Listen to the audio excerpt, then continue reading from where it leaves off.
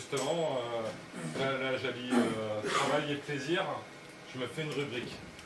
Allez, on peut faire un vœu? Ah bah vas-y. Alors j'ai pas réussi le direct, mais ça aurait pu être en direct, ce sera pour la prochaine fois. Définition du slam. Dit Hughes, qui vient de créer ce truc, c'est sauter. Je veux pas maugréer ni jouer les empotés. Ce jeu de mots, je l'ai compris, c'est slam ouvre-toi, je crois qu'il y a un oubli. Au fait, le slam, c'est quoi? Cette simple question, je vais tenter d'y répondre par une description qu'ici, je vais vous pondre. Pour une définition, je sors les dictionnaires, l'ajout de finition me paraît nécessaire. Le slam de poésie, telle est son épithète, surtout pas d'amnésie, voyons ces deux concepts. La poésie d'abord, un œil dans un wiki, de 10 sens s'élabore, pas facile le croquis.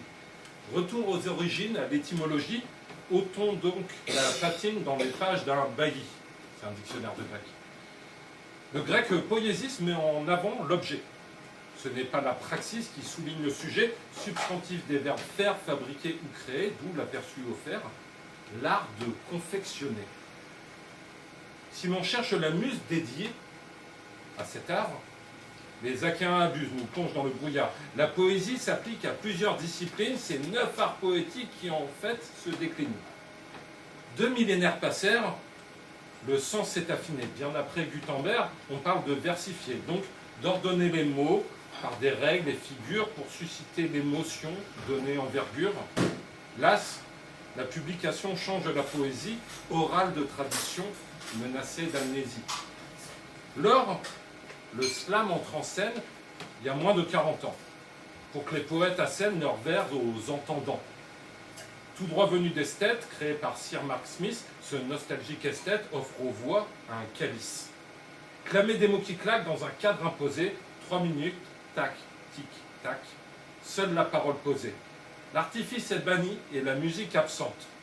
Seul corps et voix unis, que le public ressente en direct sans un filtre, la flagrance primordiale, qu'il soit juge et arbitre ses prestations orales.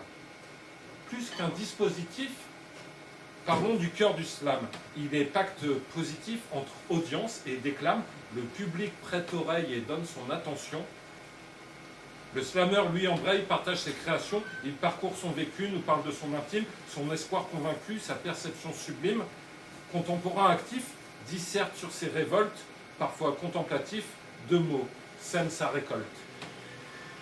Le slam ainsi recrée l'agora, le forum.